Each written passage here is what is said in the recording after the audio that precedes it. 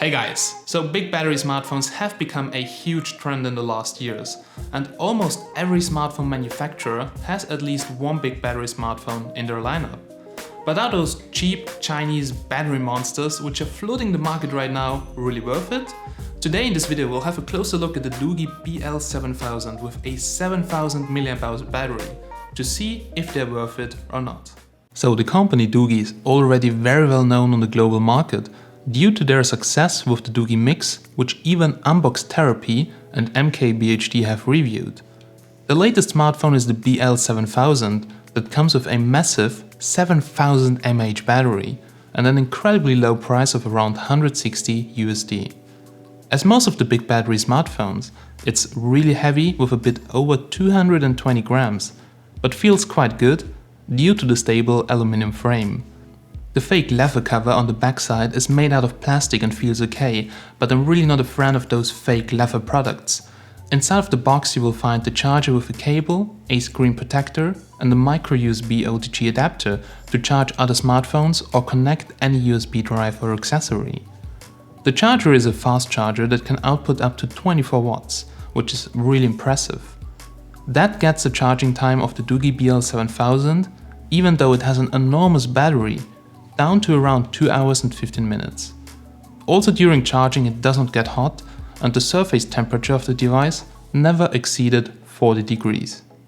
The build quality is quite good and there is a 3.5mm headphone jack at the top, which sounds okay but not that clear and loud like on my LG G6.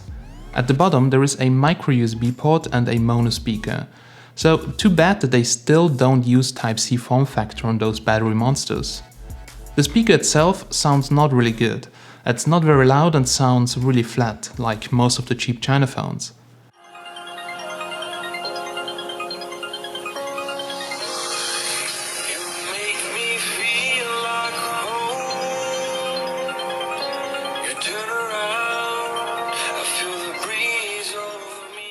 All the buttons are placed on the right hand side and there's also a dual SIM or single SIM and one microSD card tray. The buttons feel really good to press and at the front there's also a home button / fingerprint scanner. The scanner is not very accurate and unlocks the device only 8 out of 10 tries, so with my finger 2 times registered. Also the unlock itself is kinda slow and there are capacitive touch buttons right next to it on the bottom, but they don't have any backlight. So if you have a closer look at the top, then you can see that there is a front LED flash, just a very tiny one, next to the okay sounding speaker and the 13 megapixel front facing camera. The display is a full HD LCD panel and looks really sharp, has good natural colors with minimal color shifting and responds good to inputs. On the backside there are dual cameras, but I guess the lower one is fake and there is also a single LED flash next to it. The back is actually just plastic but feels really okay. The only downside is that the phone is very thick with around 11 to 12mm and also really heavy. It runs Android 7.0 with an August security patch, like most MediaTek phones right now. There are wireless updates, but so far no update. And remember, this phone is still not available yet. So I like that the ROM is very clean and the only non-stock app is that pre-installed Doogee Xender wireless file transmission app, which nobody's using. There are no other fancy features included, so the UI is smooth, but sometimes the phone just literally hangs up for a couple of seconds, which can occur on various apps and really annoys me. So performance-wise it's actually okay for the price, considering that the main focus is a huge battery. Now games won't run good at maximum details, so very laggy, but everything is playable on low to mid graphics, depending on the game.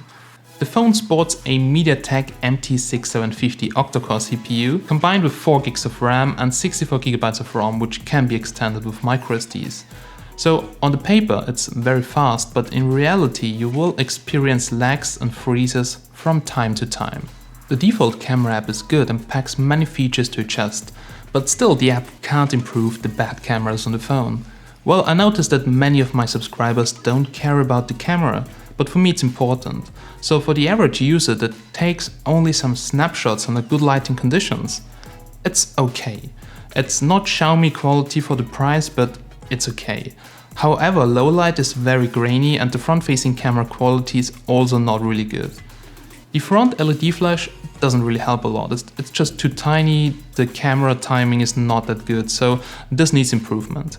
You can also for sure record full HD rear camera and 720p front camera videos with the smartphone, and here are some video samples. Hey guys, so here's a quick rear camera video test with the Doogee, and it's now set to fine quality, which is probably 1080p. And yeah, now there we go. Electronic image stabilization is turned on, so that makes the picture look a little bit weird. Well, regarding dynamic range and exposure, looks okay. Details in the background right now, at least on the screen, it looks not really super detailed, but just check it out on the computer screen right now. So well, that's the rear camera quality. Not really good, but I mean quite okay if you keep in mind that this is a super big battery phone with a very low price tag.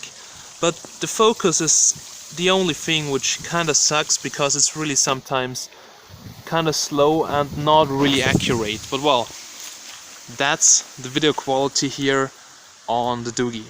Alright guys, so here's a quick front-facing camera test on the Doogee, and there are only two options in the settings, so high quality and low quality. So basically I guess it's 720p and 480p. Well, as you can see, dynamic range, exposure, everything is not really good. There is a tap focus, but I really have to be honest, it's rather slow. As you can see, sometimes it's not really able to focus, so this is really a pain. So don't expect too much from the front-facing camera. Even now there's electronic image stabilization on, but as you can see, stabilization looks also kind of weird. Regarding details in the background, right over here, it looks quite okay, but just check it out right now on the screen and also listen to the microphone quality of the Doogee. Now connectivity-wise, it's not really good. I have way worse signal than on my LG G6 with it, and that also results in very slow 4G speeds. Wi-Fi is quite good to be honest, and the same like on my Galaxy S8, and the call quality is also very clear. GPS performance is not that impressive, a fix takes like 3 to 4 times longer as on my flagship devices, and also the signal strength is way lower, so that results in weird jumps under non-good weather conditions. So now the most important thing here, the battery life, and to be honest, it's great. After 6 hours of screen on time with 100% brightness, I still got like 40% left or 43% left. So that phone will give you easily 9 to 10 hours of screen on time, which is impressive, and lasts even for me as power user for full 2 days. I've seen another review from Red Skull where he said that he does not get more than 5 hours and people said it's a fake battery. That's why I have removed the back and checked it out. Regarding the size, it looks more than a 6000 mAh battery, that's true. But still, the battery life is impressive, and I'm 100% sure that he got a unit with a faulty battery. So ordering from China is always a bit a hit and a miss game. And for me, the battery life is perfect. So the phone also comes with just the basic sensors and nothing else that's fancy. But considering its price, that's completely okay.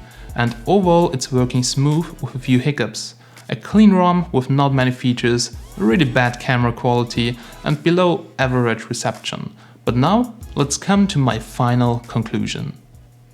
Alright guys, so we're now here at the end of this review, and here is quickly my personal opinion on the smartphone. So first of all, I think it's still kinda sad that big Chinese companies are still cheating on the specs. So don't get me wrong, I haven't taken it apart, but the secondary lens is just useless or it's fake. Because if you cover it, I mean, also if you don't cover it, there pops up a message like don't cover the lens, but I tried covering it, I taped it, I tried various things and there is no difference. So the bokeh mode is just a circular blur filter, it's just a softer trick and not even a good one. So I guess the secondary lens, it also looks kind of different, it looks really weird, so I think there is not even a camera module inside. Regarding the battery, well, Red Skull had some issues with the battery, probably the battery was just shorted or very bad, or a pre-production unit with a smaller battery, I don't know, but here in this one battery life is really good to be honest. I'm now at around 48%, and if I check out the battery, I still have like almost 6 hours screen on time right now, so I maybe have another 5 hours of screen on time, and this with maximum brightness. So the battery life on the BL7000 is really good, don't get me wrong. But the phone hangs from time to time, so yeah, it's really a pain to use if you have more apps, if you do multitasking. If you play games, you can play the games at low graphics, but as soon as you go to mid or high graphics, it just hangs up, freezes randomly for 30 seconds. Also sometimes this happens, like the UI crashes, it freezes, and that are all things which are really annoying. So actually I wanted to use that phone with Google Authenticator because I have a lot of two-step verifications. So I just wanted to use it as, you know, a phone where just the authenticator is running.